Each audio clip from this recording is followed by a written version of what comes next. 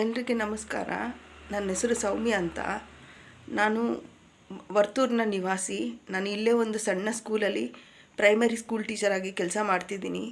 ಕಳೆದ 10 ವರ್ಷದಿಂದ ನನಗೆ ಕಿಡ್ನಿ ಸಮಸ್ಯೆ ಇತ್ತು. ನಾನು ಯಾರ ಹತ್ರನೂ ಏನೂ ಸಹಾಯ ಕೇಳದೆ ನನ್ನ ಕೈಲಾದಷ್ಟು ನಾನು ಮ್ಯಾನೇಜ್ ಮಾಡ್ಕೊಂಡು ಹೋದೆ. ನನಗೆ ಯಾರೂ ಇಲ್ಲ, ಅಪ್ಪ ಇಲ್ಲ, ಗಂಡ ಇಲ್ಲ. ನಾನು ನನ್ನ ಮಗ ಇಬ್ಬರೇ ಇದ್ದೀವಿ. ಭಾಳ ಕಷ್ಟದಿಂದ ಬಳಲ್ತಾ ಇದ್ದೀನಿ. ಇತ್ತೀಚೆಗೆ ಜಾಸ್ತಿ ಆಗಿದೆ ತೊಂದರೆ. ನನಗೆ ತುರ್ತಾಗಿ ಟ್ರೀಟ್ಮೆಂಟ್ ಬೇಕಾಗಿದೆ. ನನಗೆ ಟ್ರೀಟ್ಮೆಂಟ್ ತಗೊಳ್ಳೋಷ್ಟು ಶಕ್ತಿ ಇಲ್ಲ. ಆರ್ಥಿಕವಾಗಿ ತುಂಬ ಕುಸಿತಿದ್ದೀನಿ. ನಾನು ಭಾಳ ತೊಂದರೆಯಲ್ಲಿದ್ದೀನಿ. ದಯವಿಟ್ಟು ಈ ವಿಡಿಯೋ ನೋಡೋರು